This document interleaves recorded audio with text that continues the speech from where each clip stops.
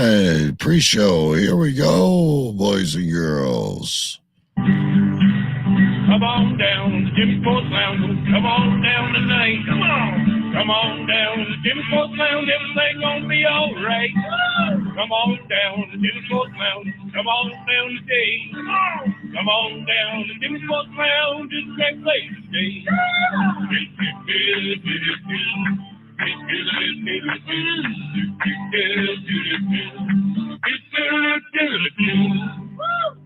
Back again for number 10.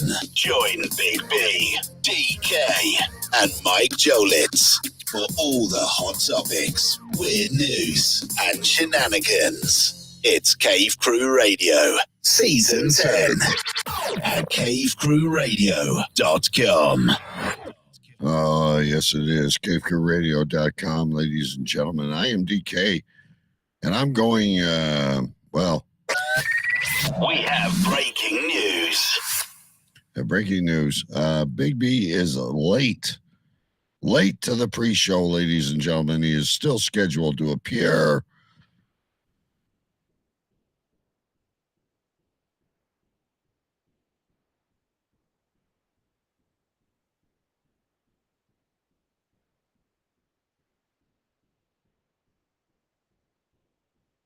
Yes, the Big B, ladies and gentlemen.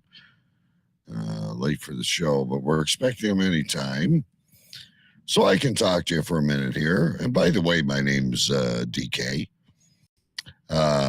Great show ahead for you, I do believe. It's a Talking FLA extravaganza, ladies and gentlemen. We didn't get to Florida last week.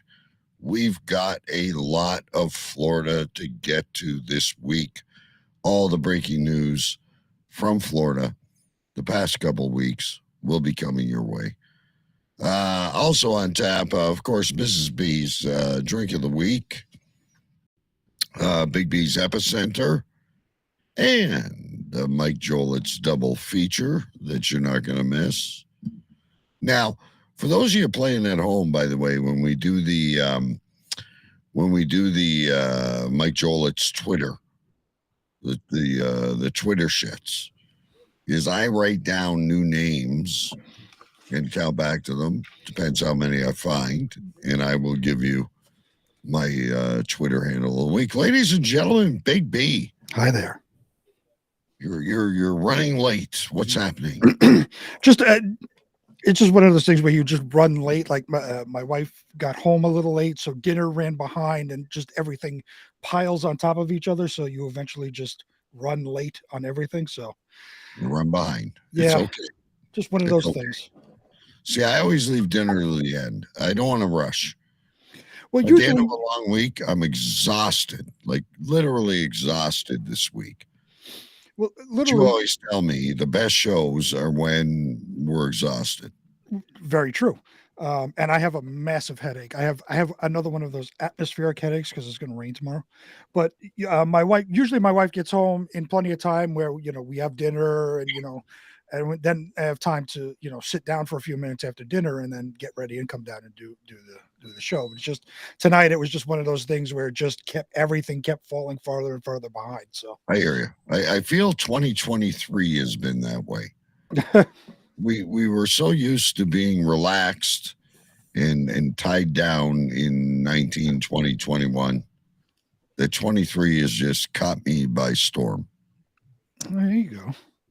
Now, I don't mean to steal your thunder with your atmospheric headache and stuff, because I'm usually feeling really good. Other than being tired, I have an ailment I don't normally have. Okay. I'm getting intermittent hiccups. Okay. So, write this down if you want. I really don't care. It's the pre-show. If I start to intermittently regurgitate words, it is not because of the amount of beer I am consuming on show. I may intermittently regurgitate words.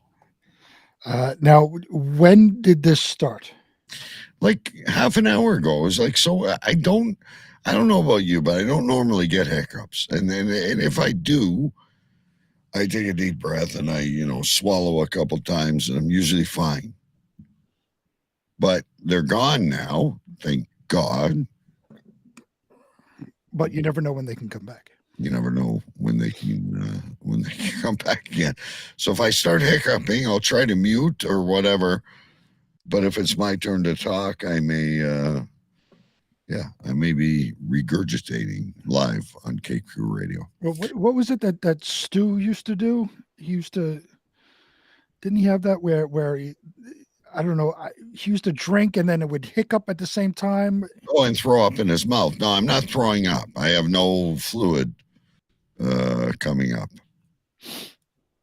Well, that's good. So I'm okay. I mean, I'm fine right now. So touch wood. Touch wood. So let's hope it lasts 90 minutes and I'm good to go. But I don't know about you. We got some major rain and wind coming tomorrow. That's why I have a headache, because I don't know about wind, but it's going to rain like all day tomorrow. And it's been cloudy. It rained yesterday. It's been cloudy today, and it's going to rain all day tomorrow. And because I don't do an epicenter, I'll tell you mine now.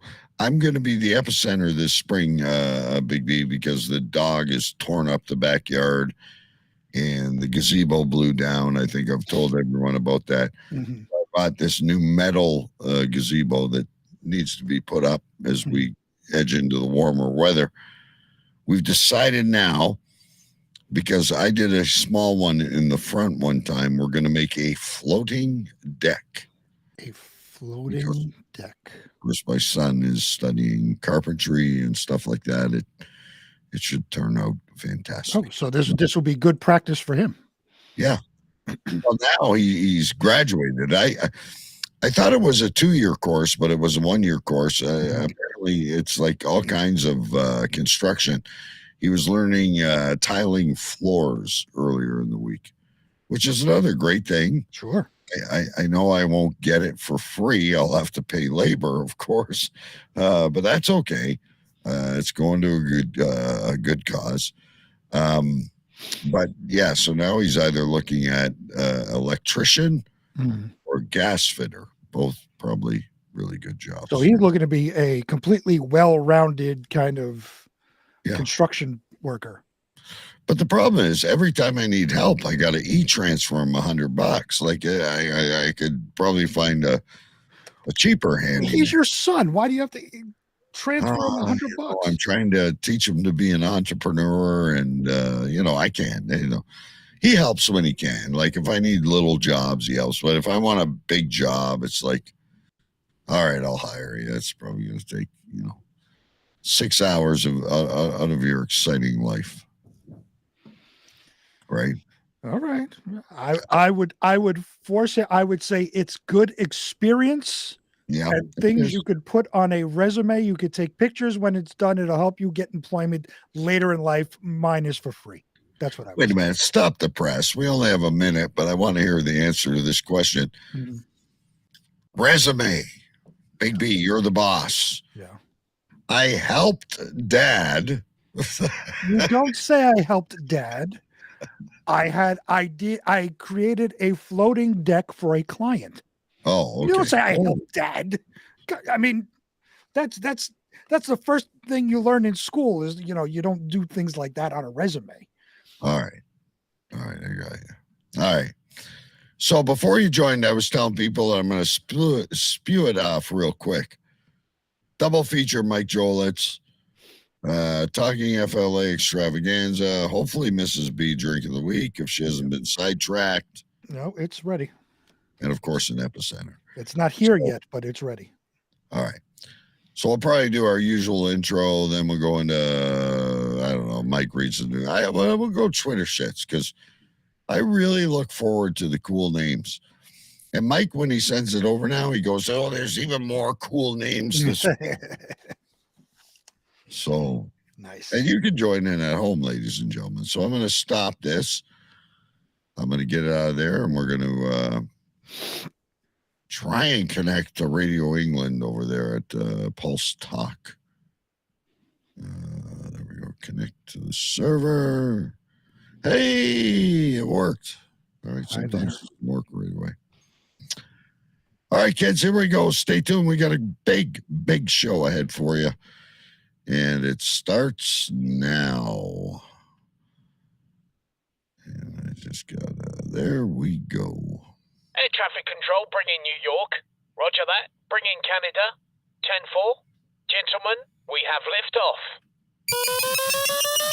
Bam! We are back again for number 10.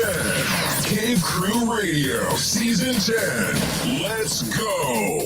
CaveCrewRadio.com. This is Radio. Cave Crew Radio. There was a time when the world turned their back on men. Men with a dream and savage yearning within them. Legions compelled by passion that knows no boundary. A consuming flame that defies plausible explanation. Battling the forces of domestication, they find the courage to band together to experience the awesome power of big men.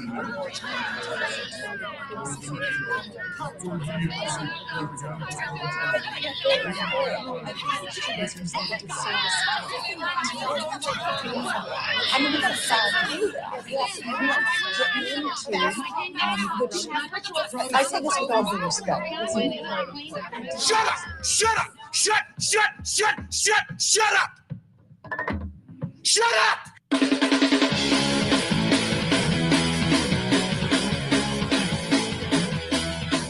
Tonight's broadcast of the masculine feminist has been commandeered by the secret society No Ma'am.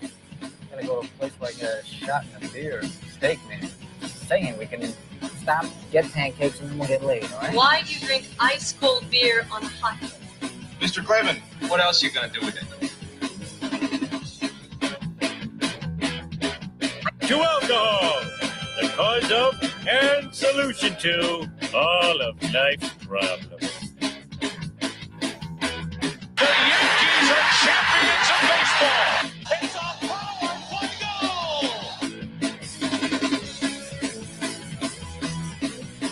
This is Cave Crew Radio.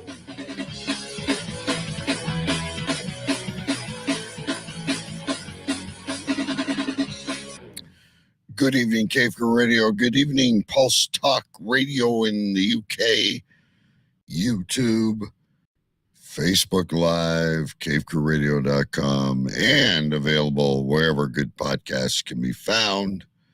If you're listening to us there, we really appreciate it. You may know, my name's DK, by the way, from Windsor, Ontario, live from my cave. You may notice tonight I may be drinking a little bit more beer than normal. Hard to believe. But I'm having intermittent hiccups, so I've got to keep pounding the force of the reflux acid or whatever it is down my throat. I know it seems like a bad excuse, but it's really true, ladies and gentlemen. So I might be more mess than Big B on St. Patty's Day. Anyway, ladies and gentlemen, speaking of Big B, let's not waste any time. We got a great show ahead for you. Talking FLA because we missed it last week, and we've got more. We've got a Mike Jolis double feature, Mrs. B's Drink of the Week, and of course all the other yada, yada, yada. Here we go. And now, he is the king of the sovereign county of Stench and Stenchlandia, the commander-in-chief of the Water Gypsies, the self-proclaimed president of the United States, a university graduate, and always the epicenter of something. Ladies and gentlemen, His Royal Highness Big B. Yes, live from Queens, New York, I am King B, King of Stenchlandia and of the Water Gypsies, your president-elect of the United States of America, and as always, the epicenter of something. This week, I am the epicenter of all things confirmed Yeti cooler winner. Oh God, you got to be the luckiest guy on earth. You haven't won a mega ball or anything like that, but there's a catch to it. Oh, of course there is. It's not actually a winner. Oh, Apparently, the Yeti cooler is the new Nigerian prince. oh, so instead of 500 million, they've lowered the bar. They've Let's just lowered say the bar. Nigerians have lowered the bar. So I've gotten like 12 emails from different companies like Dick's Sporting Goods and Walmart and CVS even that says I have been chosen to win a Yeti cooler.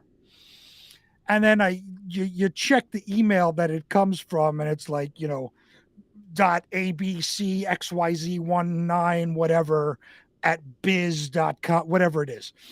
So apparently the Yeti cooler is the new Nigerian prince scam email. That's the hook and sinker now. I got to keep an eye out for it.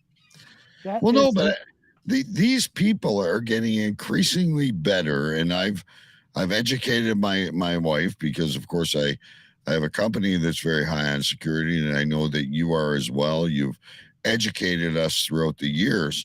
They'll tell you, hey, we were unable to deliver your parcel. You owe $1, or your Netflix has been canceled. And like you said, ladies and gentlemen, our tip of the week. I know I haven't done one in a while. Click on that email. Look for grammar errors. If it's too good to be true, it's too good to be true. Of course it is. And you can even tell, like the emails that I get, there's a certain way the HTML graphics look in a legitimate email. It's like crisp and clear. Yeah. This looks like, you're trying to watch 1990s television before cable. You're getting a little bit of you get a little fuzz going on the pictures and all, but no matter how many times I delete, I block the address, I report it as spam, it goes away.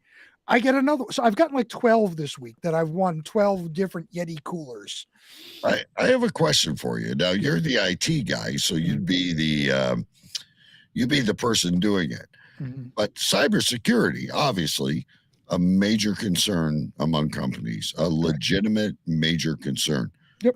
So our company now puts us through these little online courses, and then intermittently will send us these phishing emails from Amazon or wherever. Very cautious. I tell my staff, be careful, watch what you're doing, yada yada. I did get caught on one once because it came from LinkedIn and I was busy. And this is the thing, ladies and gentlemen, you get busy, you get distracted, and this is where they get you. And it said something like, I'm interested in doing business with you. I've looked you up through LinkedIn. I'm, you're on LinkedIn to generate bit. And I clicked on it. And of course, it was the company. So this wham, like a birthday cake popped up. Right. And I'm like, oh, fuck, they're going to be talking about me in the next. Yeah.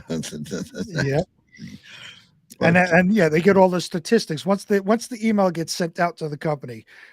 They get all just the statistics of how many people opened it, how many people clicked on links, how many people just deleted it, and this and that. So they know where everybody is within the cybersecurity realm.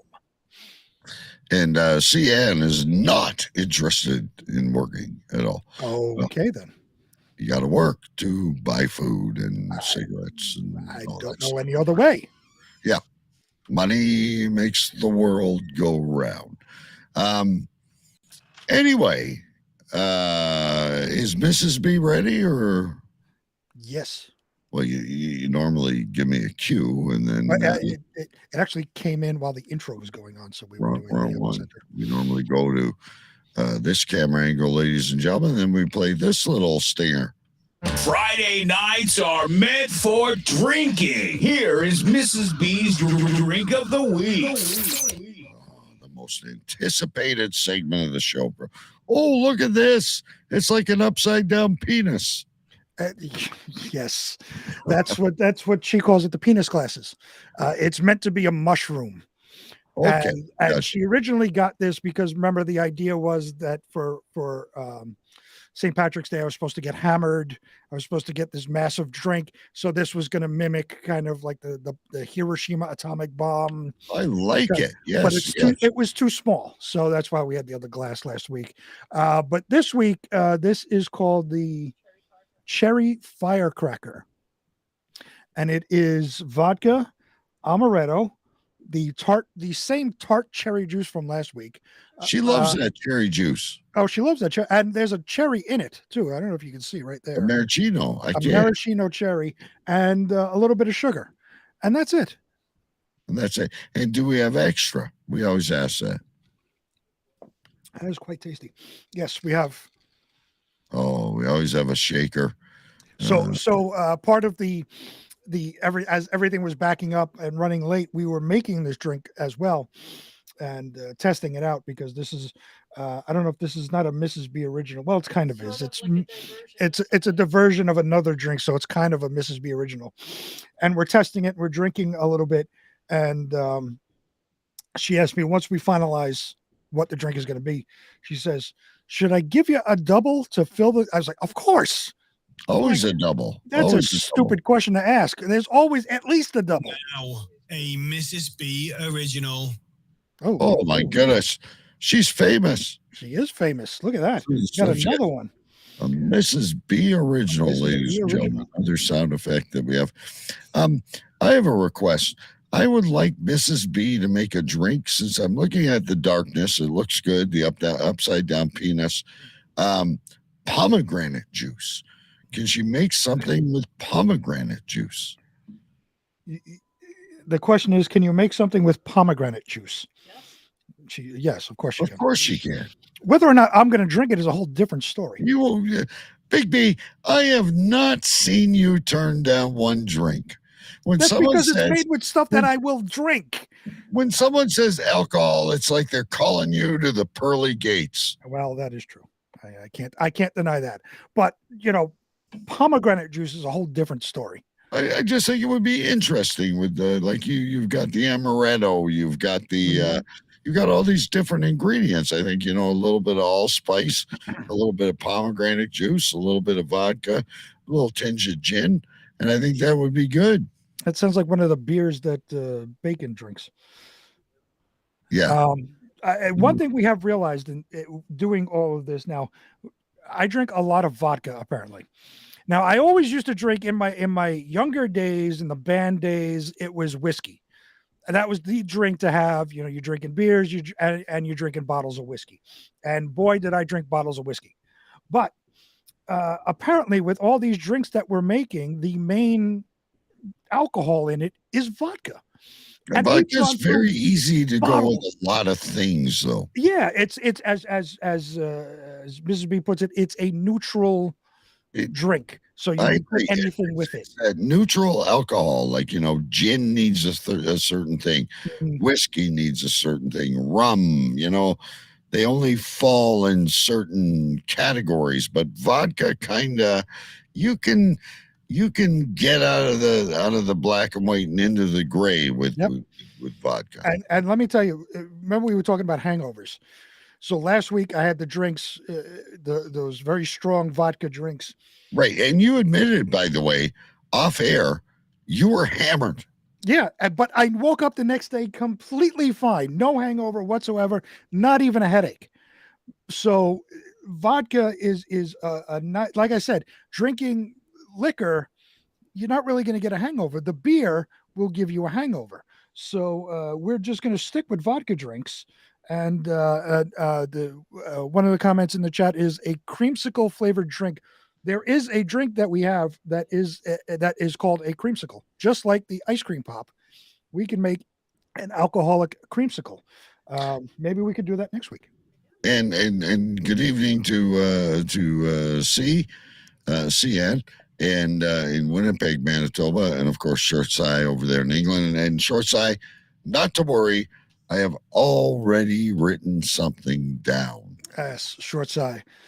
If it's served in a glass butt plug, I'll drink it. That's the comment. It's a little long, but I shortened it for my advantage. Well, that's this. That's what they're saying there with this. Is that how many freaking cherries are in this thing? 2. I just realized that there's more than one cherry in this. As I'm drinking it, the cherries are lined up in there. So there you go, ladies and gentlemen. Mrs. B Original. So not sure how long Shorts Eye or CN have been with us. Talking FLA, got a lot of Florida for you coming up. But I'm going to supersede Mike Reads the News and go right into Twitter shits. Now, with Twitter shits, ladies and gentlemen, the latest thing I've been doing is writing down the coolest handles, I call them, like a nickname. I don't know what you call it. And I count them down. And good one. See ya. Your wife's cherry doesn't count as one. No, but in the glass, there's two. Yeah. I think his wife's cherry was taken a long time ago.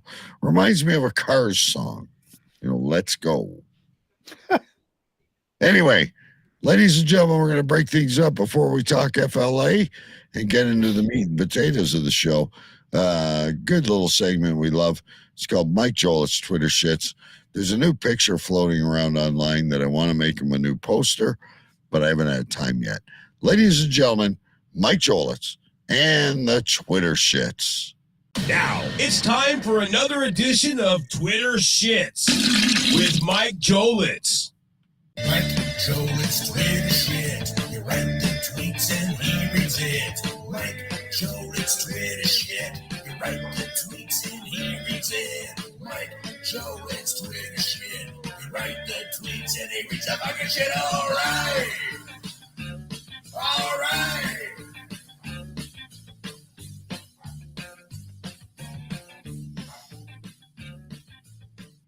Hello, and welcome back, everybody, to the Twitter Shits. Yes, everyone, there's another episode of the Twitter Shits. This is where I find a lovely story, and I read what Twitter had to say about it. Pretty clever, huh? Alrighty, guys, on today's show, this is about Cam Newton, the free agent quarterback without a team. So he said something to the effect of, "There's not 32 quarterbacks better than me." Below it is a picture of many football quarterbacks: Josh Allen, Aaron Rodgers, Russell Wilson, Super Bowl champions, couple MVPs, Jalen Hurts, Patrick Mahomes is on the list, Derek Carr, the list goes on and on. So Twitter ran amok. And here are the tweets. Keith Ham tweeted out there. Actually, there are 64 quarterbacks better, including backups. Oh, yeah. Scotty D tweeted, "The version of this meme with Tiny Kyler was better." Oh, yeah. At Call Dave Koresh tweeted, "Is it just me or does Russell Wilson's picture look like a mugshot?" Oh, yeah. At Two Girls in a Cup tweeted, "Arguably, he could go into Dallas and do better than Dak, but that's about it." Oh, yeah. At Two Knuckles Deep tweeted, "Trubisky is not better than Cam. I'd take anyone in this picture over Cam." Oh, yeah. At Lick My Balls tweeted, "Pretty sure that wasn't the exact quote. No, he said, ain't 32 motherfuckers better than me," or something. Oh, yeah. At Butt Munch tweeted, "I like the one that had Bill Cosby in the lineup better." Oh, yeah. At Fungu tweeted, "Actually, Denver could be an option. There's at least one guy he could not be worse than." Oh, yeah. At Limia Tao tweeted, "I think he's talking about undrafted quarterbacks." Oh, yeah. At Eat at the Y tweeted, "The XFL might be interested in him." Oh, yeah. At King Gooch tweeted, "I had to relook at that list. I was looking for Crapperneck." Oh, yeah. At Slow Mo tweeted, "I'd choose Cam over Watson any day." Oh, yeah. And finally, in the Twitter shits, at Hey Bledsoe tweeted, "How did Jordan Love get in this group?" Oh, yeah. Alrighty, guys, well, that does it for this Twitter shits. Hope you guys enjoyed it. And I will be back next week with another episode. Later, bye-bye. Mike Jolett's Twitter shit. You write the tweets and he reads it. Mike Jolett's Twitter shit. You write the tweets and he reads it. Mike Jolett's Twitter shit. You write the tweets and he reads the fucking shit. All right.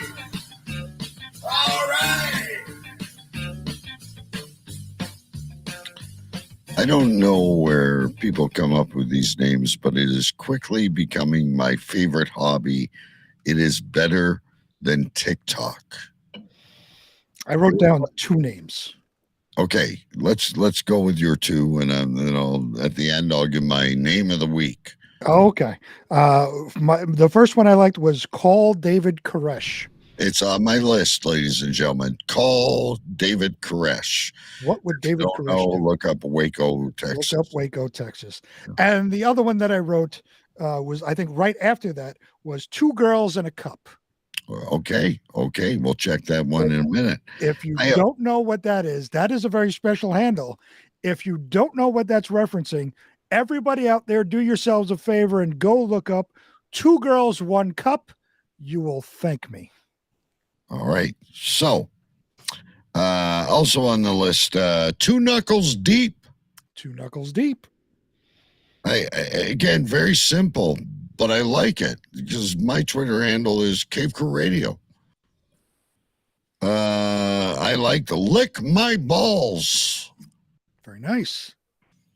I also liked, it was almost my favorite, but it wasn't, Fungu. Fungu. And for those of you that don't know, if you're not familiar with Italian, that just basically means fuck you. Right. Yeah. Alla Fungu. I had Italian neighbors across the street.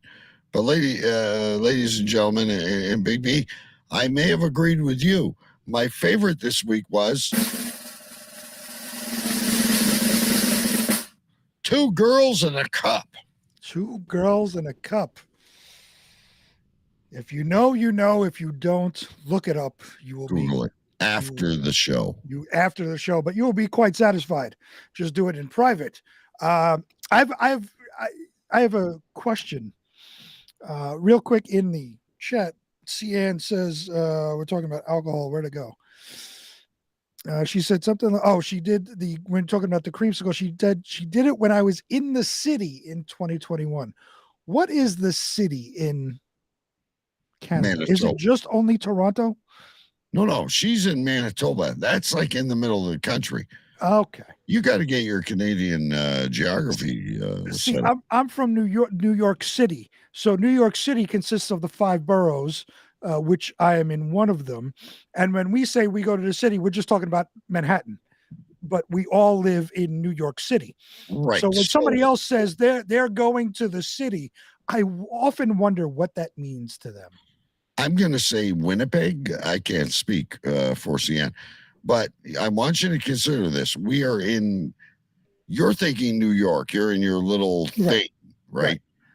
We're talking Canada here. So we've got Jason Scott, who thinks he's in Southern Ontario, but he's not because it's still snowing there. He's 9 hours away. So where is he officially? He's in Cornwall, Ontario. So that's not Southern Ontario, though. There's no fucking way it's Southern Ontario. He's going to keep telling you it is because he's a wannabe. Windsor is Southern Ontario. And then Cian is in a province called Manitoba, which I don't know why people want to live there. But she says Winnipeg. I was right.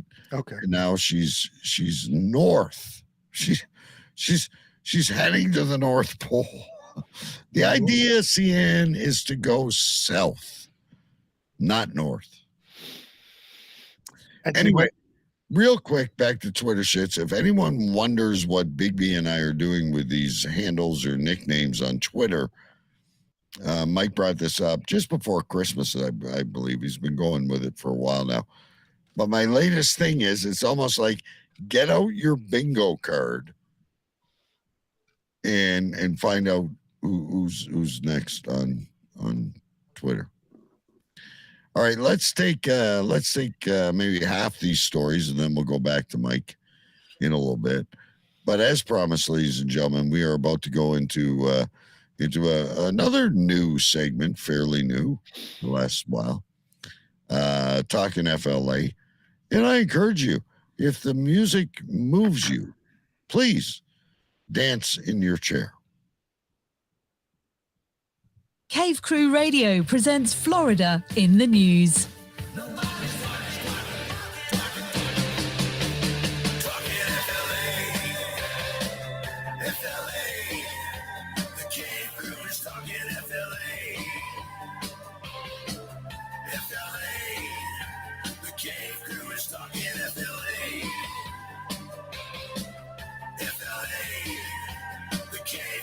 stuck in FLA. FLA. The Cave Crew stuck in FLA.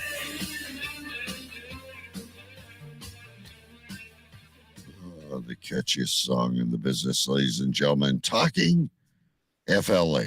And we do have, I believe, 9 stories for you tonight, but we'll get through them. Big B, the first one is kind of scary. Apparently, the coast of Florida, the Gulf Coast, the Atlantic Coast, I'm not sure which, is being attacked by giant seaweed. In the most Florida story ever. This first story of the night comes from foxnews.com. Headline reads, giant blob of seaweed. A blob of seaweed. Twice the width of the U.S. taking aim at Florida. A giant seaweed bloom so large it can be seen from outer space. Oh, this is freaking me out now. It may be headed towards the Florida's Gulf Coast. What was it? Sargassum bloom at around 5,000 miles wide is twice the width of the United States and is believed to be the largest in history. Drifting between the Atlantic coast of Africa and the Gulf of Mexico, the thick mat of algae can provide a habitat for marine life and absorb carbon dioxide. So that's a good thing. That is good. I'm wondering, would you consider a giant blob of seaweed like a sandbar? So like if you're stranded in the ocean and you stood and you stepped on the giant blob of seaweed, it might not be a bad thing. It might save your life. And that's very true. It would say, because you should be able to stand on top of it. Right. Because there's enough buoyancy in salt water to begin with. Right. Correct. Right. Yeah. So if you were in the ocean in the salt water and you just were still, you would float. Yeah. Like, don't wave your arms like the people on the Titanic. It doesn't end well. And it doesn't end well. Hypothermia, but that's neither here nor there. However, the giant bloom can have disastrous consequences as it gets closer to the shore. Coral, for instance, can be deprived of sunlight. As the seaweed decomposes, it can release hydrogen sulfide, negatively impacting the air and water, causing respiratory problems for people in the surrounding area. So this completely negates taking away the carbon monoxide. I mean, that was one good thing, but now it's like the 7 seals of hell you're starting to break. Right. So it offsets the good. Yeah. Okay. Quote, what we're seeing in the satellite imagery does not bode well for a clean beach year. Brian LaPointe, a researcher at Florida Atlantic University's Harbor Beach Oceanographic Institute, told NBC News. That's one hell of a title. Thank God it's not St. Patrick's Day. He got through it, ladies and gentlemen. Get through it. Brian Barnes, who's an assistant research professor at the University of South Florida's College of Marine Science, told the outlet that the sargassum can still threaten critical infrastructure if it remains in coast waters. It can block intake valves for things like power plants or desalination plants. Marinas can get completely inundated and boats can't navigate through it. Ending seaweed comes as Floridians along the state's southwest coast have complained about burning eyes and breathing problems. Dead fish have washed up on the beaches. So this has turned from removing carbon dioxide and being a mobile sandbar for shipwrecked people to a complete disaster. A complete disaster. So as you know, I'm away in Florida in like 3 weeks or 2 weeks. Is this what I'm going to be laying my towel on? I think we need a report from the beach. I will report. Well, when you go there, just know that a beachside festival has been canceled, even though it wasn't scheduled for another month. Wow. Florida's this is worse than Hurricane Andrew. This is worse than any hurricane ever. Yeah.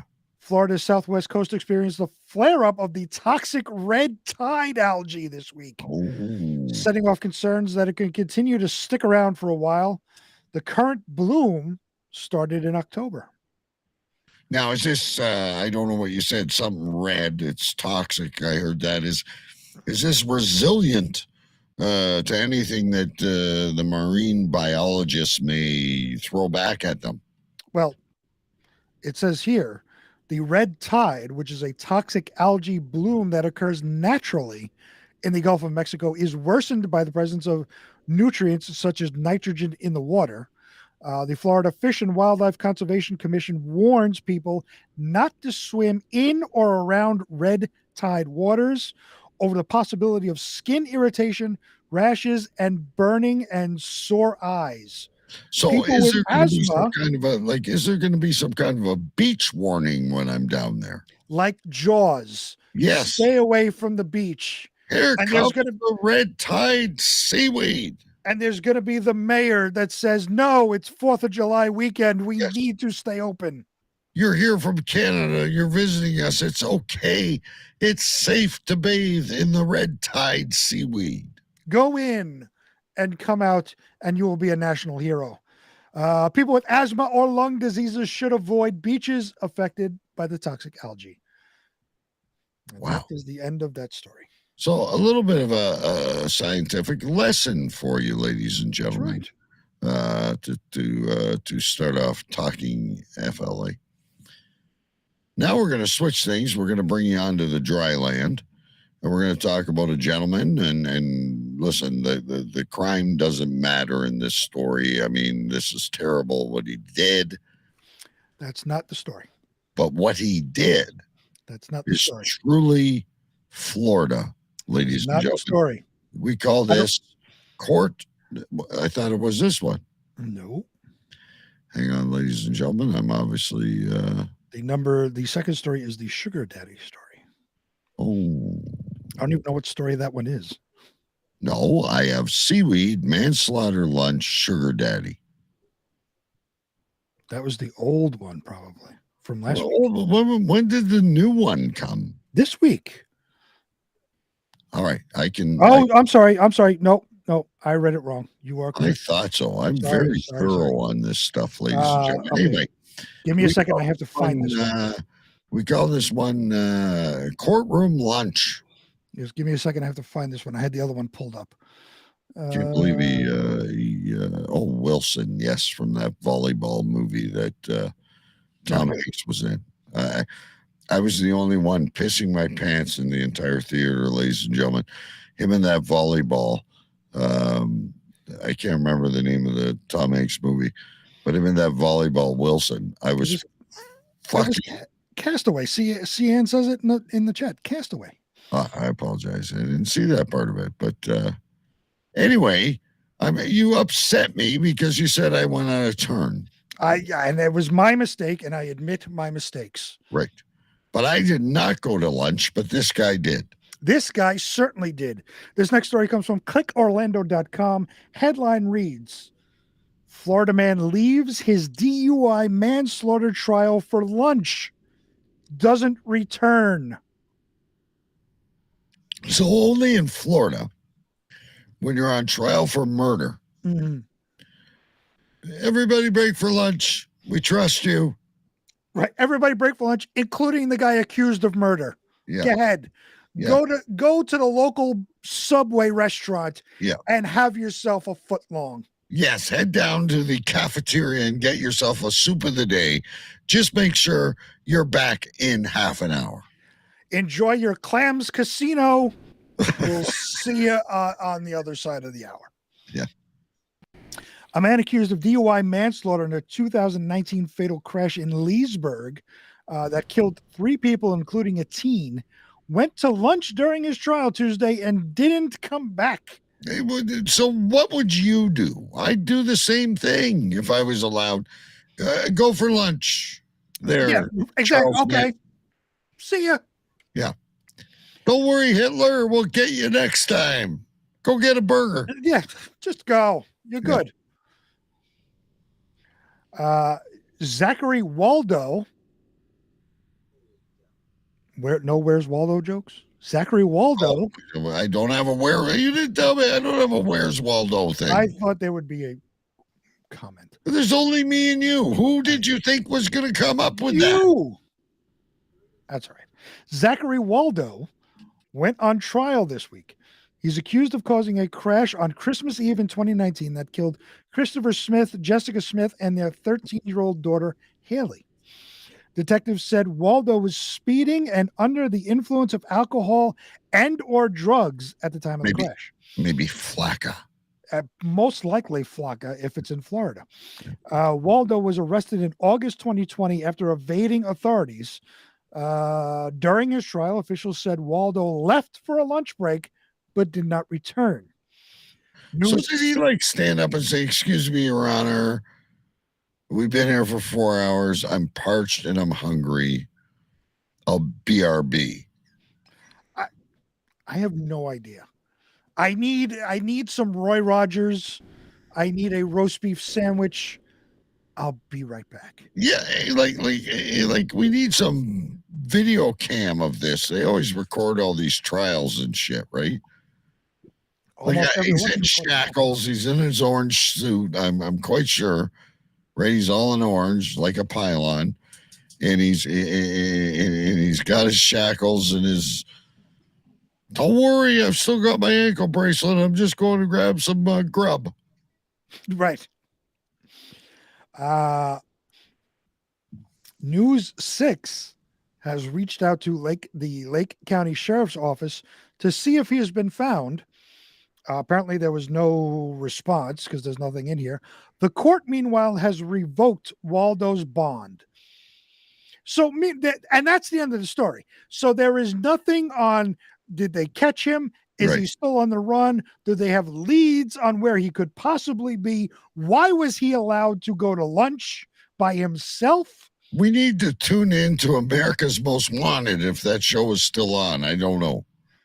Oh, my God. We need to contact Live PD in the missing persons segment and say Waldo is missing.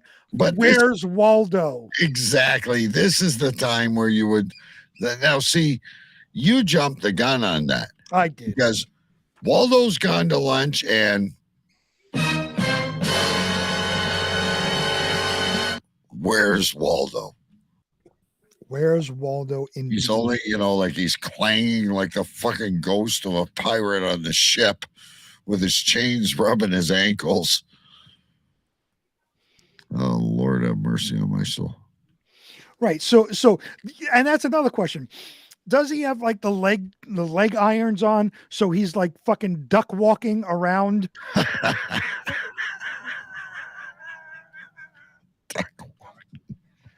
I mean, these are questions we need answered. Now you've got me so paranoid about the next show. I got to make sure I'm in queue here. No, that was my fault. I don't have the sugar daddy. That was the third. That was the one after the manslaughter one.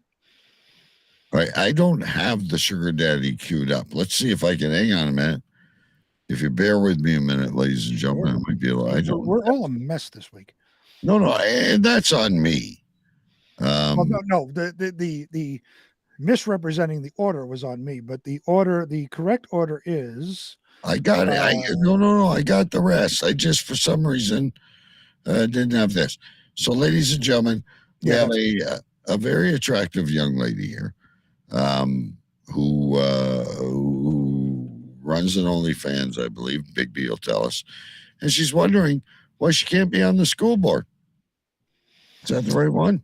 That is the right one. The next story comes from WREG, which is News Channel 3. It's out of Memphis, but it's reporting a Florida story. Headline reads, Florida woman calls for Sugar Daddy Appreciation Day at board meeting. A Florida woman took to the podium at the March 2nd Planning and Zoning Board meeting in Boca Raton with an unusual request. She asked the board to designate March 10th as Sugar Daddy and Mommy Appreciation Day. And it should be. The woman, who identified herself as Ashley Cream, stood up to speak after the board discussed amending city code regarding storage of flammable liquids. An elderly man stood up from a wheelchair and walked beside her with a podium. Now, oh, hallelujah. Put away the Ouija board. Miracles He do stood happen. up from a fucking wheelchair. Only in Florida, ladies and gentlemen. We are not promoting Benny Hinn right now. Miracles can happen in the state of Florida. There's her sugar daddy. All of a sudden, that Viagra kicked in, except it hit his spine. That's right. Yeah. And it looks like I'm assuming that's him in the picture on the as I'm looking at it, the left side of the picture. Yeah, no, or right me as well. And he just stood up. Miracle. Reminds Cream me told the board. He reminds me of Fish from Barney Miller. Yay, Fish! Holy crap! You know he's Barney Miller, the dude that played Barney Miller, is 92 years old. The other day. He should be on the watch. Nobody picked him. No. Cream told the board members that they were looking absolutely fabulous and a little bit serious before saying she appeared before them as a concerned citizen and voter. You guys may not be aware, but Florida has the largest per capita population of sugar daddies in the U.S. Of course they do. All seniors, right? I'm sure. Cream said, pointing out that Miami, Palm Beach, and Boca Raton have the most concentrated populace of these aged benefactors. I want to tell you something. This lady looks to me, Big B, and if you haven't listened in a few weeks, shame on you, like she's got 14 loofahs on her car. Hold while I'm writing things down. Okay. But like she's got every loofah. She'll do anything you want, ladies and gentlemen. She'll be bald. Oh, the loofahs. I forgot about that. Nice callback from previous episodes. The loofahs. I'm sure she is like the, like how you see those cars every once in a while or trucks drive by. They got all kinds of flags and different shit. They're overzealous is what we might call it. Right. But she's got every loofah. She's like, I'll play your game no matter what, sugar daddy. You pay my rent. Get me a new wig. She needs a little bit of a spray tan on her tits by how pale they are. But other than that, National Sugar Daddy Day. National Sugar Daddy. Like well, she says, quote, sugar daddies, both gay and straight, and yes, even sugar mommies, yes, are responsible for college educations, cars, homes, rents, jets, bikini bags, and occasionally body enhancement. I believe that she's had the Dolly Parton enhancement. I mean, and the story says she says that as she's pointing to her chest. Yeah, but not me though. She says, but not me. I'm all natural. No, you're not. I'm surprised she can lift her arm up to point to that. I'm surprised she can stand up straight. It's not weighing her front side down. She said the aged benefactors support the local economy. I'm requesting you decree a Sugar Daddy and Mommy Appreciation Day on March 10th to honor those who have given us so much. Thank you. I love you. She says, thank you. I love you all. Goodbye. Board members seem puzzled by the request. Quote, thank you for your, that's a city council issue, said a board member. The woman then wheeled the elderly man out of the room. Oh, so he sat down again. He sat back down in his wheelchair and she wheeled him out. All right. I do have a question for you. Mm-hmm. Have you ever sugar daddied? I don't have the money to be a sugar daddy. No, me either. I just, and we got a Titsy Topper Flopper. Titsy Topper Flopper. Sienna's on a roll today. Certainly is. All right. So I think we're back on schedule here. Folks, we'll do one more. before we go over to Mike reads the news and we cap these off. Maybe we'll do two more. Okay. Yeah. So this one, ladies and gentlemen, involves, of course, drinking or drugs. But this time, we're in a boat. We're back on the water. It eventually always leads to the water and drinking or drugs. Yes. This next story comes from Wink News. Headline reads, boater accused of DUI chaos in Cape Coral Canals, evading police. A man was arrested Thursday night after police say he caused a scene in Cape Coral Canals while drunk and fled on his boat after striking several docks. The boat must have been a mess. Unless it was like a Jeep boat or something. I can't imagine this boat, like, as we go on in the story, I can't imagine this boat being seaworthy after the things he's hit. But coming up, we have another address that we need to add to the Florida tour. We got to get this map out, ladies and gentlemen. We need your help. We need to start a GoFundMe, something. I need a big map on this wall, or Big B does, whatever, where we know our points of interest when we take our magic bus around Florida. According to the Cape Coral Police Department, Kurt Snowden, who's 51 years old, was arrested after officers went to the 2100 block of Southwest 45th Terrace. A call had come in regarding a boating hit and run around 9:15 p.m. The call notes said a man later identified as Snowden was operating a boat inside the canals while highly drunk, causing a scene. He played music loudly, screamed, disturbed the peace, and struck several docks in the area with his boat. Witnesses at the scene gave similar accounts of what happened. They led officers to where Snowden was still operating the boat. Officers ordered him to dock his boat, which he refused to do, steering the boat towards his home. There was no dock left standing. Where is he going to dock? Knowing him, he's just gonna like boat right up on the land. Right, just pull up on someone's backyard. That's it. Right by the fire pit.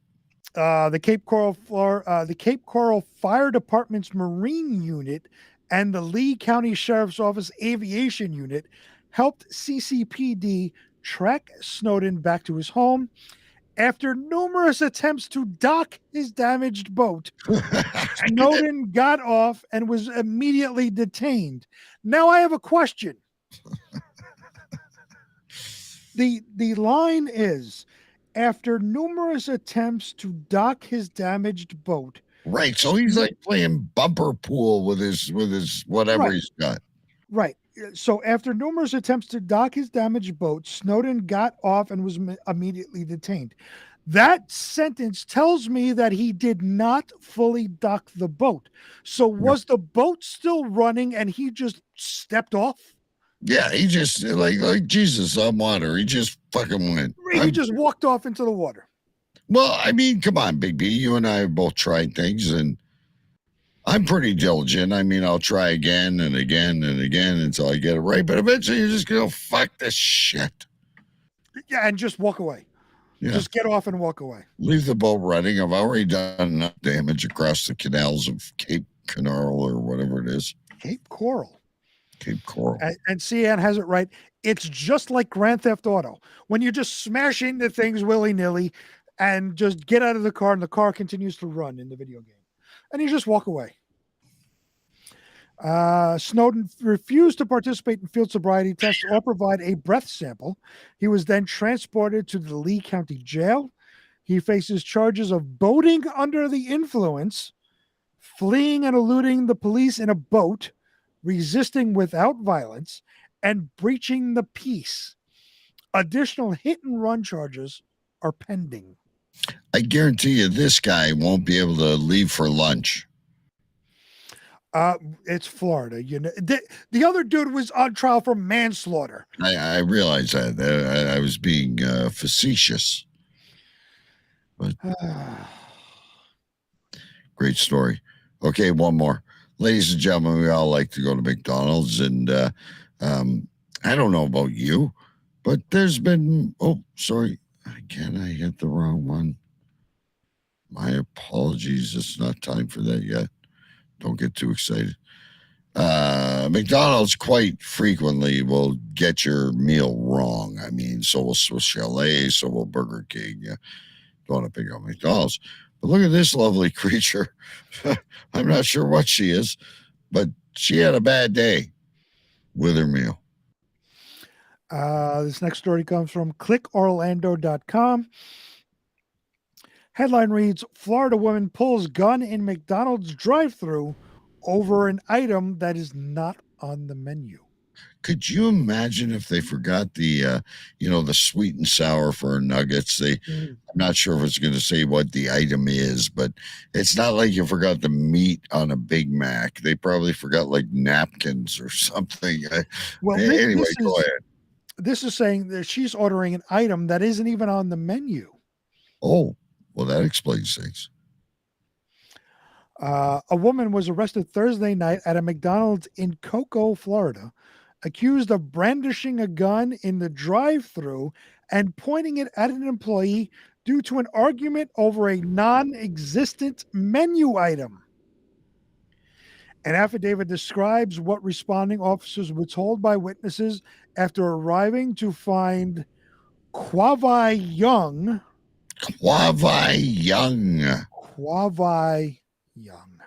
I love it. She's 26 years old, of Cocoa, behind the wheel with a gun in her passenger's seat.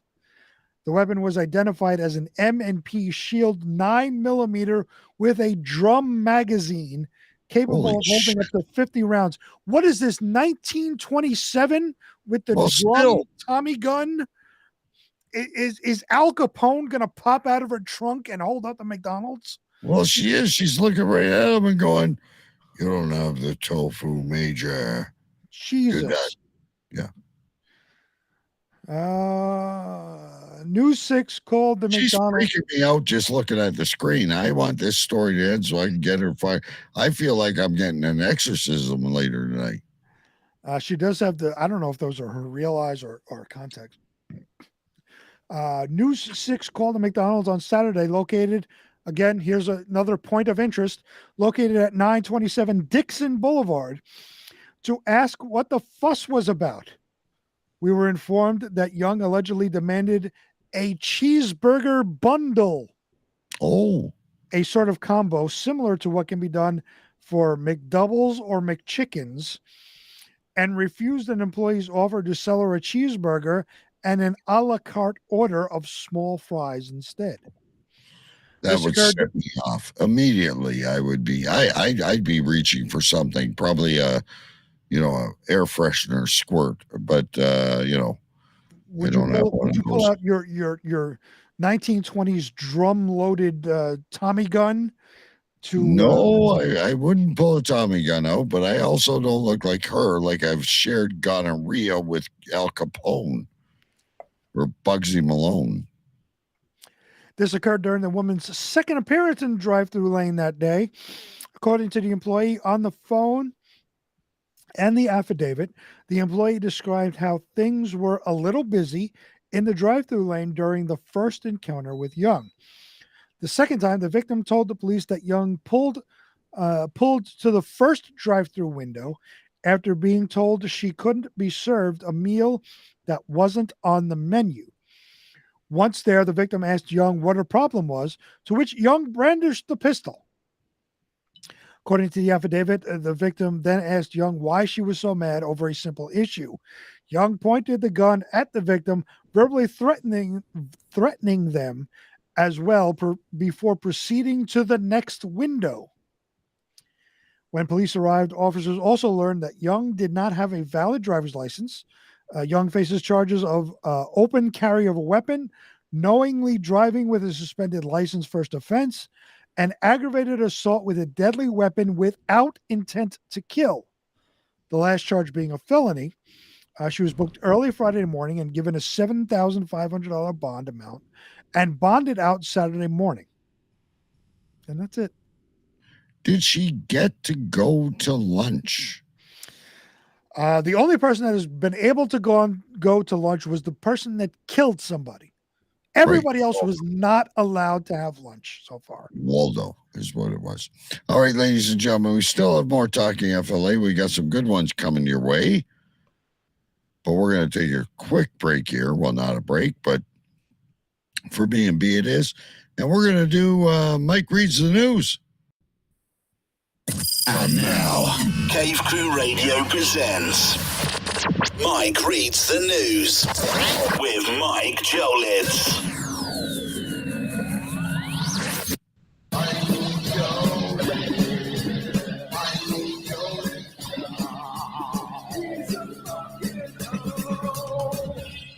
Hello, Cave Crew Radio. Hello, listeners around the world.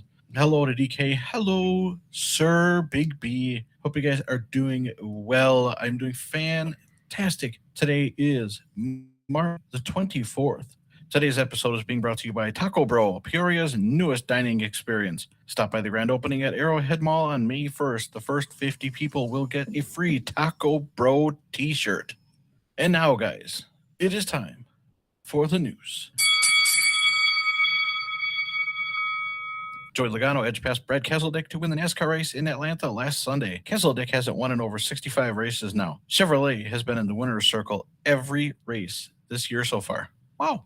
Team USA lost to Japan 3-2 in the World Baseball Classic on Tuesday night. It was a good game. Japan was just better. Major League Baseball starts up again April 1st. The Wisconsin Badgers men's basketball team defeated the Oregon Ducks Tuesday night to advance to the semifinals in the NIT tournament. Woohoo! On April 3rd, Ben & Jerry's will be giving away free ice cream on Free Cone Day. It's the first time they've done it in 4 years. Helpful hint, don't eat the pralines and dick ice cream.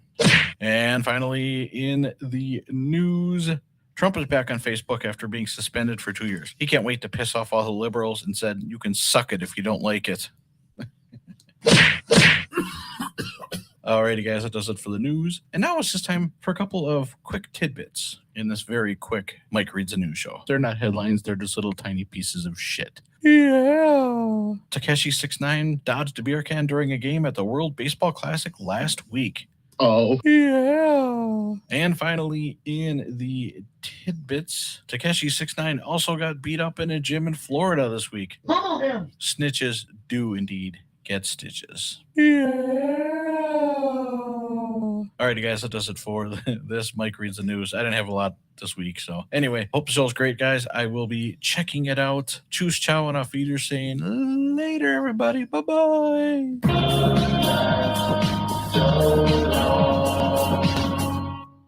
There you go, ladies and gentlemen. Mike Reads the News. I'm curious to see if I can get my hands on some Taco Bro. Nice taco going on. Yeah, and he's got sponsors, and we don't. That is true. So it goes to tell you where everything's going these days. All right, ladies and gentlemen, quick break back to Talking FLA as we wind down the show here. Big B is excited about this story because he actually watched it happening. I did. As I'm reading the story, I'm like, wait a minute. I saw this. So we used to watch a show called Live PD. It was taken off air by the shitty liberals during the George Floyd riots, where they tried to canonize a criminal. And it has come back on and has rebranded as On Patrol Live on the Reels channel. And so I remember watching this a couple of weeks ago as it was happening. Now, I didn't see the attack. We'll get into the story, but they didn't show the attack. Obviously, they show when the police arrive and all that. When they arrived, yeah. Right. So it was, as I'm reading the story, I was like, oh, shit, wait a minute. This is what I watched. So the next story comes from clickorlando.com. Headline reads, total surprise and shock. Daytona Beach man attacked by alligator after answering the door. So you knock, knock, knock. I mean, occasionally we all get weird knocks, right? Jehovah Witness, neighbor needs to borrow a cup of sugar, whatever. Well, it wasn't like the alligator. I love how she brings you a napkin to clean up your fucking beard. Well, because this, it sweats and it also leaks a little bit. It's not like a high quality fucking shaker, so it Maybe leaks a we little could bit. get like a napkin of the week. Well, it's always just a paper towel. I know, but like a napkin that has different themes, or don't say anything because then she's going to want to go out and buy like 97 different napkins, and I I love can't it. I afford think it. it would just add more color to the I show. can't. She's already buying different glasses for each week. I can't afford napkins too. I'd like to know where you're storing all these. Do you have like a cabinet or? We did buy last year. We bought a cabinet to hold we didn't have as much liquor as we do now, but we had some liquor, so we bought a cabinet to put in the dining room that has our liquor bottles. So the glasses now are storing. It's a two-sided, double-sided cabinet, and on one side is the liquor, on the other side is various glasses that she buys, some plates that don't come out until special occasions, things like that.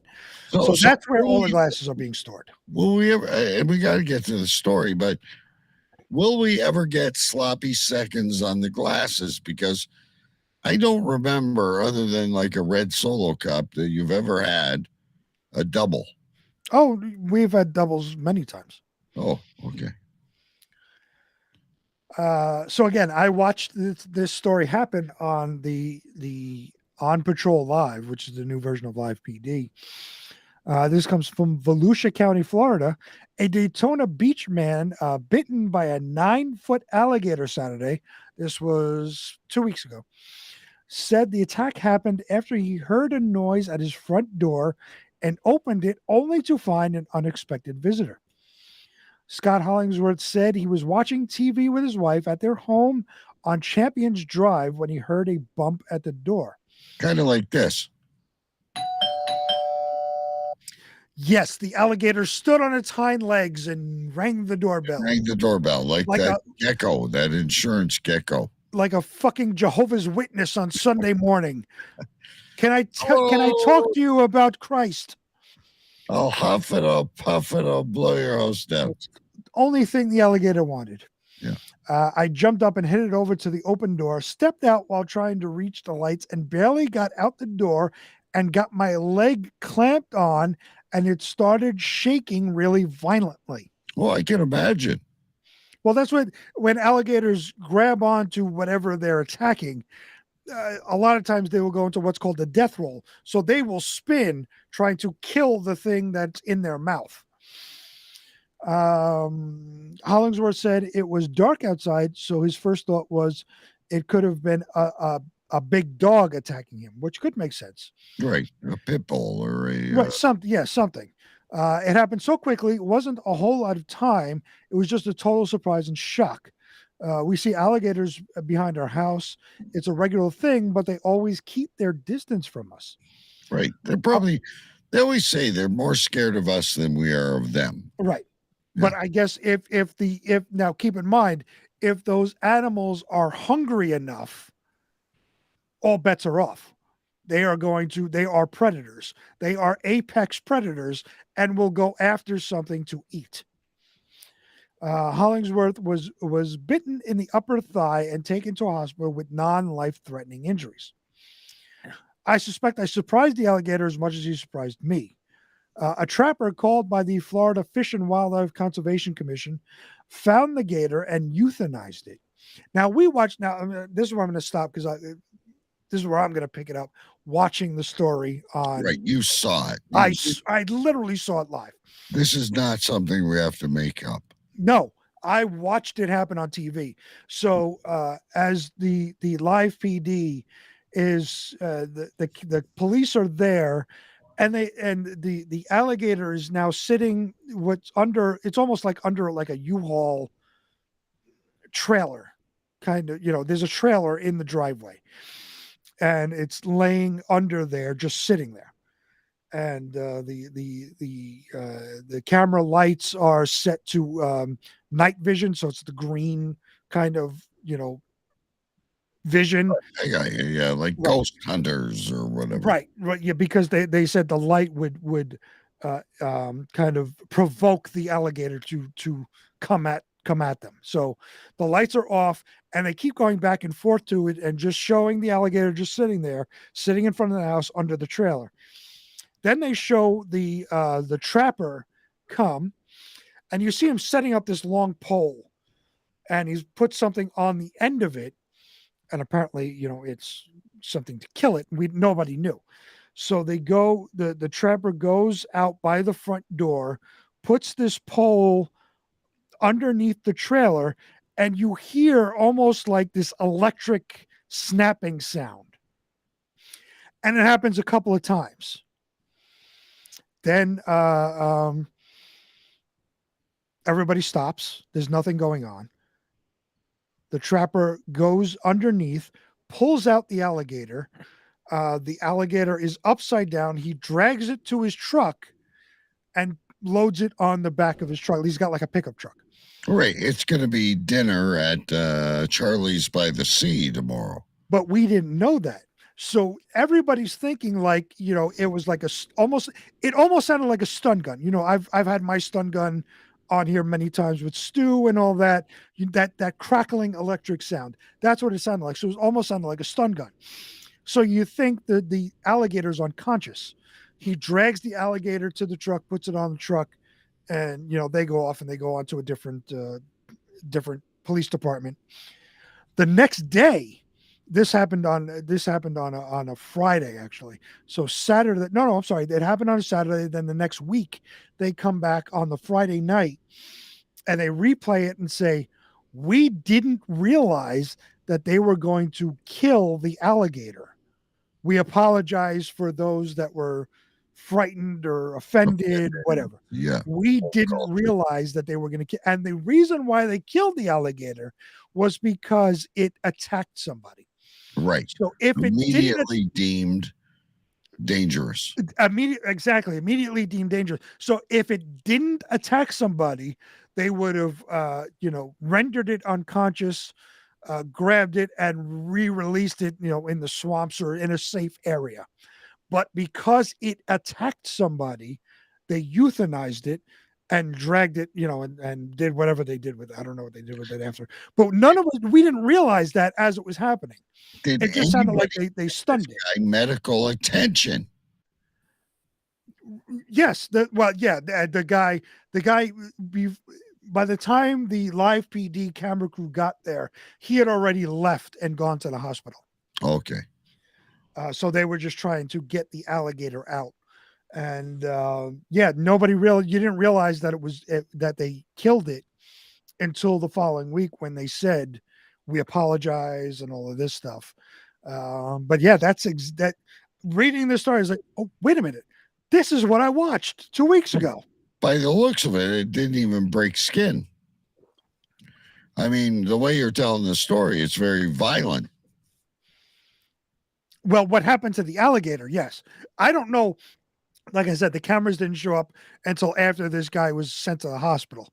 So we're just hearing that, first they were saying it was life-threatening. I remember watching, they were saying it was life-threatening. Then, oh no, we got to report it's non-life-threatening. He's being treated for his wounds, blah, blah, blah. So interesting when I get stories and, stuff that I've seen. You've actually seen it. Yeah. I'm telling you, I'm going to go to Florida and I'm not going to see shit. That's the way it always is. I know you're not going to see anything. Yeah. I'm going to try. I'm going to have binoculars. I'm going to have a drone. I'm going to have all my artillery ready for something that is Cave Crew ready, worthy. And it ain't going to happen. But ladies and gentlemen, that story was out of this world. But according to this next guy, he's out of this world. Yes, this next story comes from CBS12.com. The headline reads, Naked Man in Palm Beach says he's from a different Earth. If I wear clothes when I'm in Florida, will I fit in? Probably not. Okay. That's how they tell the tourists from the locals if you're wearing clothes. He's just walking on his way to Walmart and he's letting his peanuts swing. A man accused of walking down the street naked in Palm Beach told police he's from a different earth. Police arrested 44-year-old Jason Smith on charges of indecent exposure, disorderly conduct, and resisting arrest. The ordeal began when an employee from Taboo, I don't know what that is, called police on Wednesday to say a naked man had just walked past the restaurant on Worth Avenue in view of a number of customers. When police arrived, bystanders quickly pointed out the man to the officers. Did they really need to point out the naked guy to the officers? Is this so common where it's like, I know there's not a lot that. of them around here, but it's that naked guy, not the other one. Right. It's that naked guy. Right. Not him. No, not him. Not him. That guy. Officers took him. I'm sorry. Smith told police he didn't know where he left his clothes. Police said he refused to give his name or date of birth. Officers took him to police headquarters for questioning. Police said he continued to refuse to give his name. After a while, he gave his name, saying the man told police he didn't have a social security number or an identification card. According to the arrest report, of course not. He's fucking naked. You never know. We've had stories of nakedness where they carry things Excuse inside me, of I've got my themselves. driver's license up my ass. He could have his wallet in an unnamed place. According to the arrest report, Smith told police he resided on a different Earth. Yes, a He later told parallel police universe.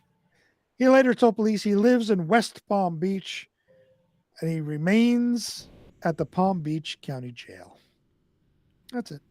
Again, he didn't get taken out for lunch. He was not allowed to go to lunch. Oh, Lord. Well, ladies and gentlemen, we're all proud of our mums. But this particular mom does an OnlyFans. And she apparently ran for a local municipal thing. I don't know what to say. I'm lost for words. Looking at her, you're lost for words. That's somebody's mother? Jesus. The next story comes from... No, if that was my stepmom, I would rape. But the better question tonight is, would you sugar daddy? If I had the money... You could get a line of fucking credit. That's right. This next one comes from clickorlando.com. Short Size says the PBRs are kicking in. Nice. Something like a Pabst Blue Ribbon. Yeah. CN says she's somebody's mother. Oh, or someone's her sugar daddy. I don't know which way to say. But are you on OnlyFans? That is the question. question. You on OnlyFans, CN Green? That is the question. Because that is the question. You. As much as we promote Sensi for Amanda, we will promote your OnlyFans. That's right. Yes. And that is the question in this story from clickorlando.com. Headline reads, Florida mom devastated. She can't volunteer at school because of OnlyFans account. Cian says, hell fucking no. Right. There's not even an option. Not even an option. That blunt answer we've got in chat ever. There is no way in hell she is going to be on OnlyFans. Not a chance. Okay. Good for you. But this lady is. Victoria Treese is suing Orange County Public Schools because she says the district banned her from volunteering in her child's classroom due to her participation on adult websites. Treese and her attorney, Mark Najami, joined Matt Austin and Ginger Gadsden on Florida's Fourth Estate to talk more about the case. Treese said when she was asked to leave her child's school, she was just devastated. Was That she was dressed like that though? probably not. Okay. I mean, if she was in like a hoodie and jogging pants, leave the fucking chick alone. That was my biggest pride and joy in my life was going there, getting to spend that time, she said. She said being able to volunteer at the school was part of the reason she started an OnlyFans account in the first place. Quote, you can't have a 9 to 5 and commit to being in the school every day, which is true. So I get, like a lot of times, Big B, I don't mean to digress from the story, but a lot of times, not me, but people will meet strippers in a strip bar. And they're studying to be a nurse, or they're trying to raise their family because their baby daddy abandoned them. Mm-hmm.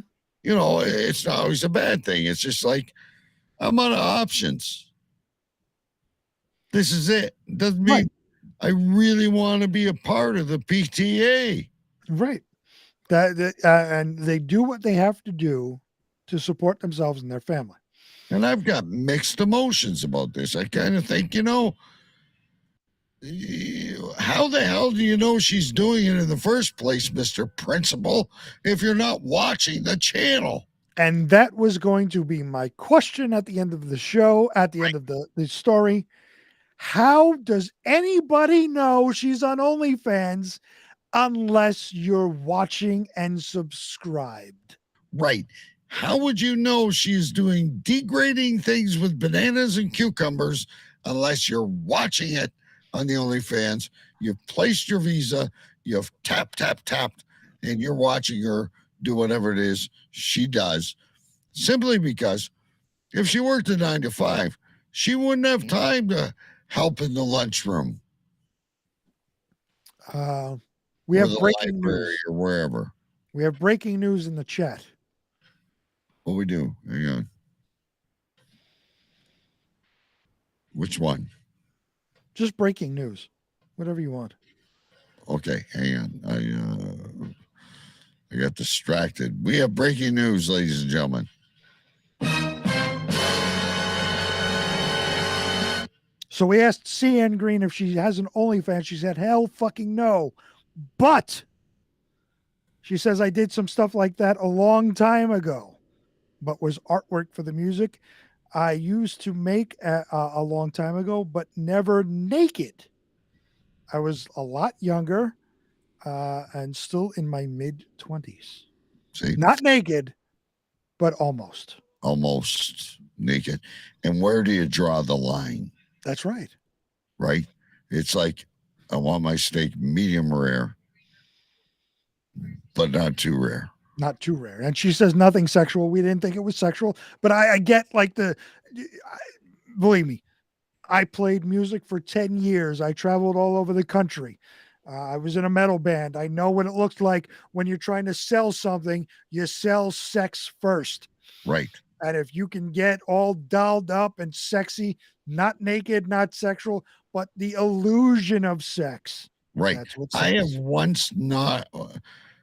Sometimes you try to bring your clothes in the shower with you, ladies and gentlemen, but once I walked by naked by the window because I couldn't find my boxers.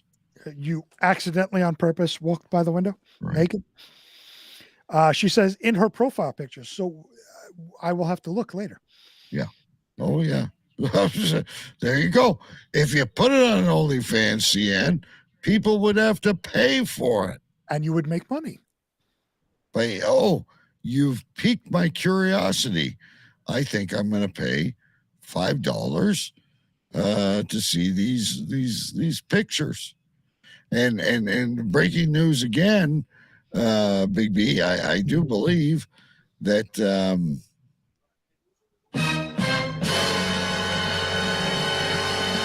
Short Sai has just sent CN a friend request so he can view the profile pictures. Yes. She says, scare the neighbors.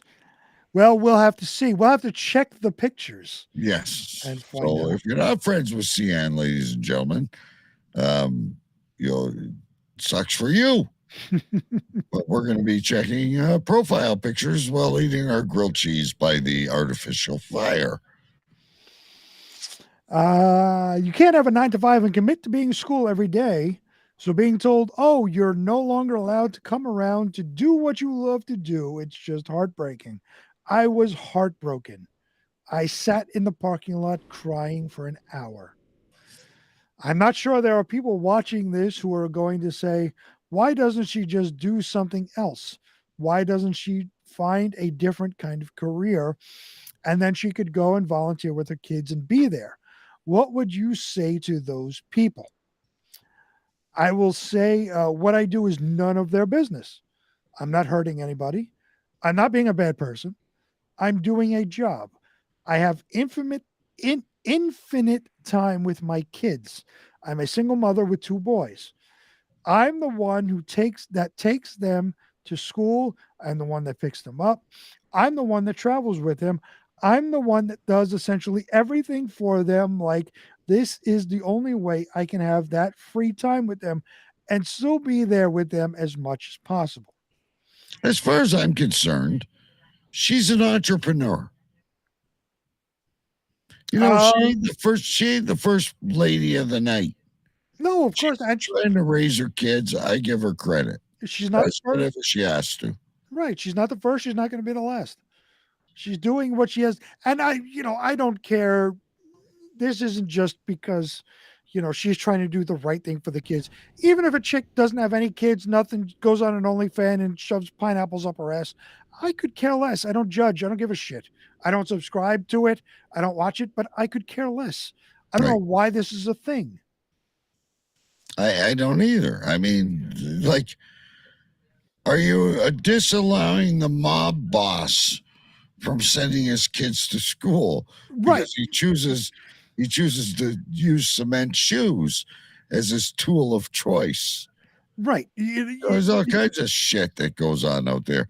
The truck driver moving the illegal immigrants or the sex slaves or 15 kilos of cocaine.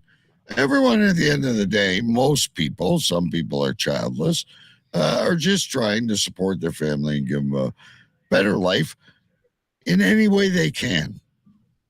I'm all for this woman. I would vote. Let her be on the board. Sure, like why not? Said, I'm sure she's not dressed like Mrs. Claus at those meetings. Correct.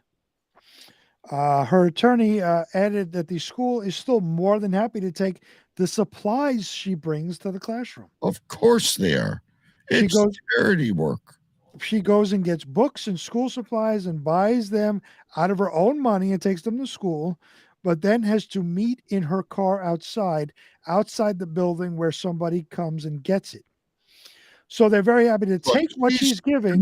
To me, she's like an OnlyFans Robin Hood. Wouldn't you think? Taking from the rich and giving to the poor? Well, Robin Hood was kind of a bad guy, right? He'd rob and he'd steal, but he'd take that and he'd give it back to the poor. Well, she's flashing her titties, making, I don't know, I haven't checked her site out, $9.99 a month. And she's buying school supplies with it. And the school is very happy to take it. It's a modern day Robin Hood, in my opinion. So they're very happy to take what she's giving and the contribution she continues to make. But she's not allowed on the property, not allowed to go inside and see the children, although she's still contributing. It's just the epitome of hypocrisy. Trace said that even though her kids are young, they notice when she sends them to school with stuff, but she can't come into their class for parties and celebrations. They're like, why weren't you there?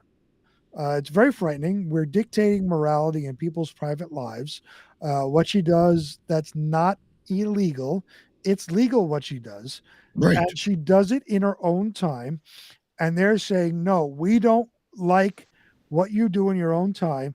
And we're making a unilateral decision to bar you, to basically ban you from seeing your children, from participating in something that you love and enjoy and you're helping other students with, it's the old-fashioned scarlet letter. The Matahari, she's giving back. I support of this slut. I'm behind her 100%. 100% we're behind her here at Cave Crew Radio, ladies and gentlemen. You know, maybe she doesn't even enjoy sticking that 10-inch dildo up her twat, but she's doing it for the kids. She's doing it for the kids. Yep. Doesn't matter what you think. A lot of these people, especially Florida, we bash them. What the fuck? They're idiots. They're morons.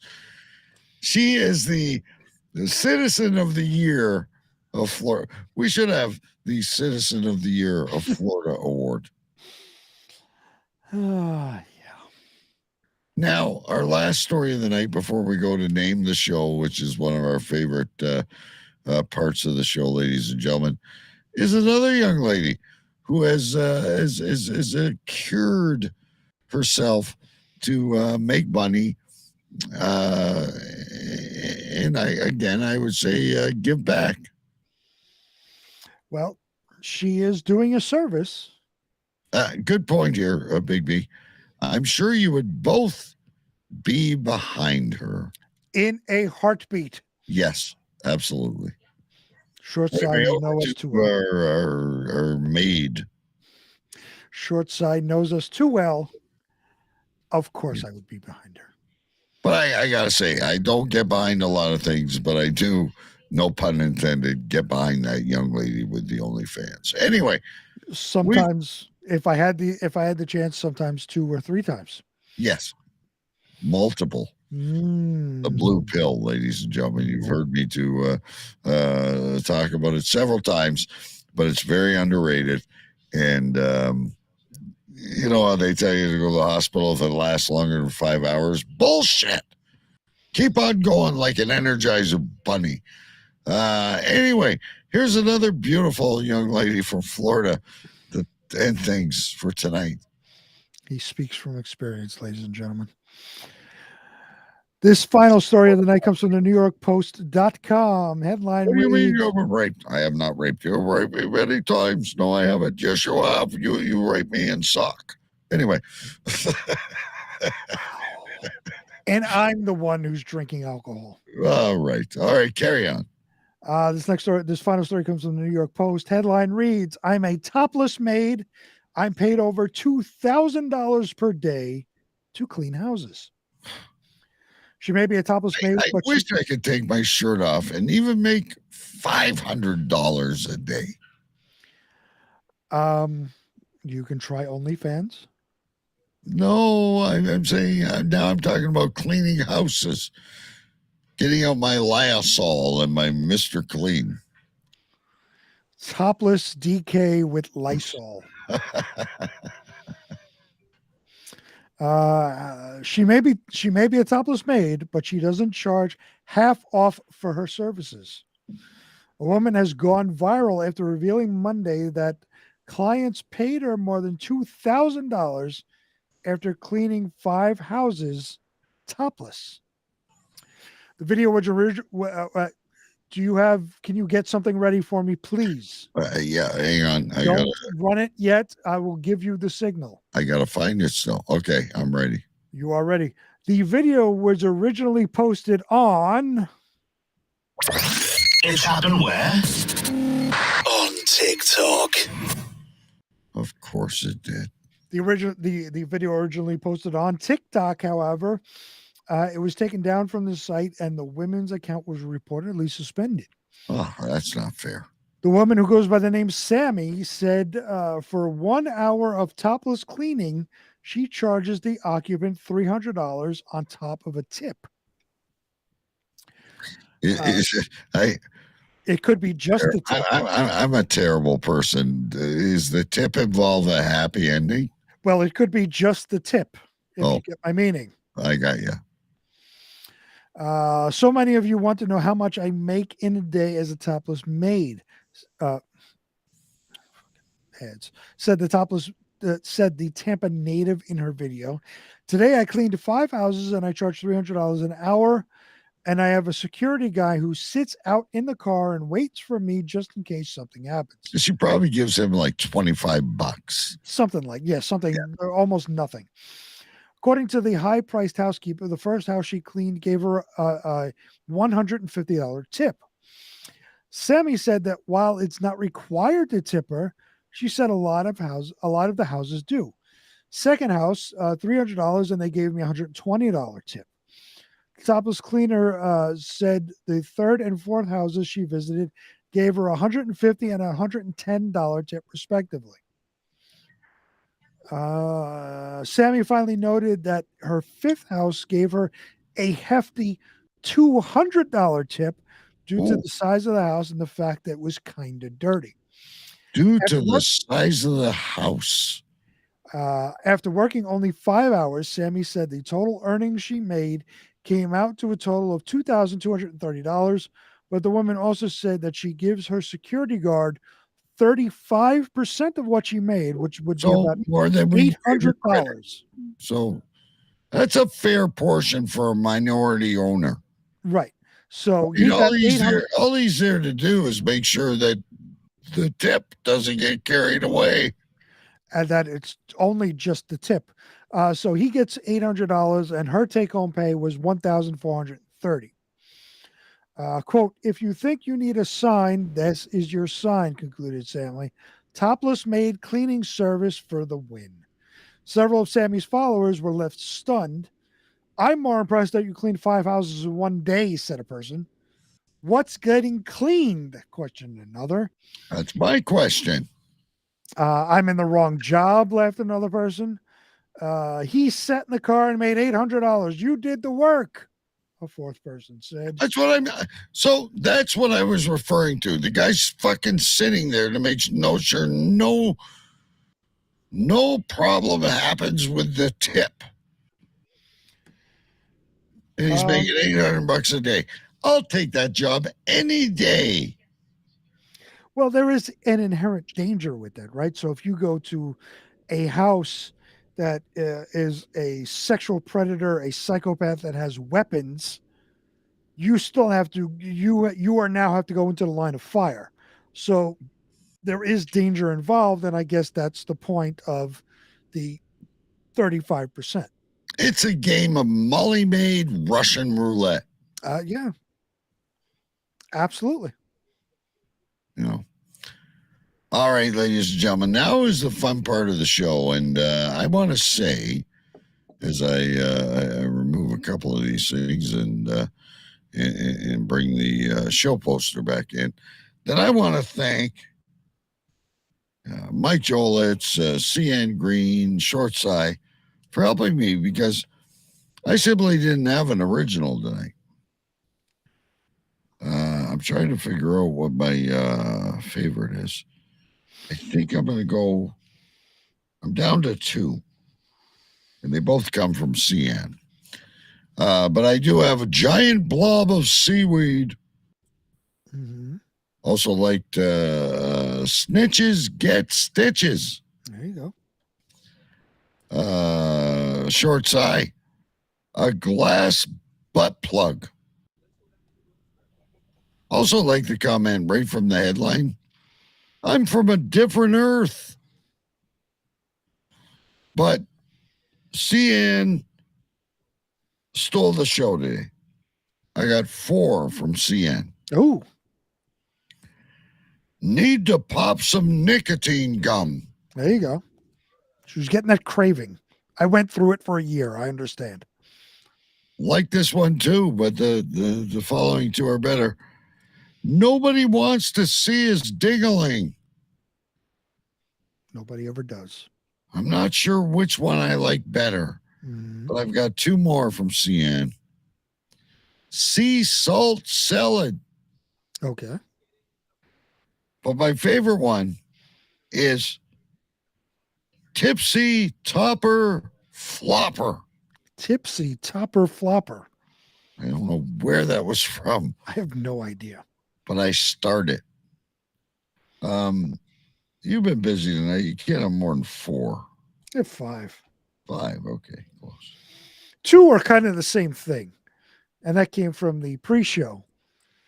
So first, and you did actually say this on the regular show too, intermittently regurgitate hiccups.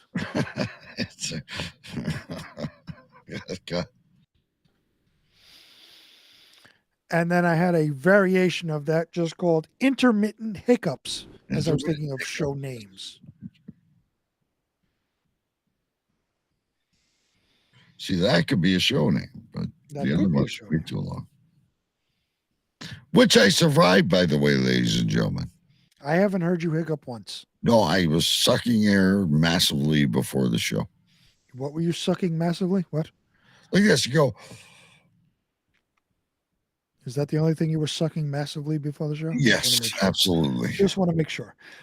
Next one is she's doing it for the kids. Oh, yeah, that was, jeez.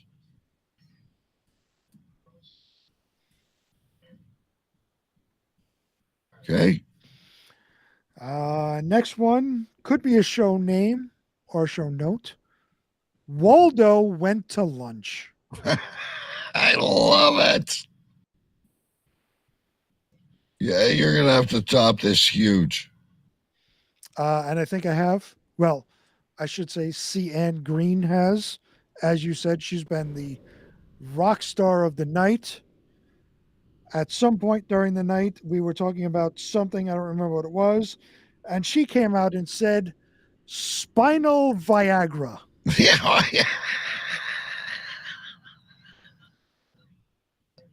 That is good. I'll go with that. I love Waldo went to lunch. That's definitely going to be a show note. And CN, you may be the first person to have every single show note and a show title. I don't know what that nicotine gum is doing to you, but you're on fire. Spinal Viagra, ladies and gentlemen. She says erection from the toes up. That could be a good one. Spinal Viagra. Oh.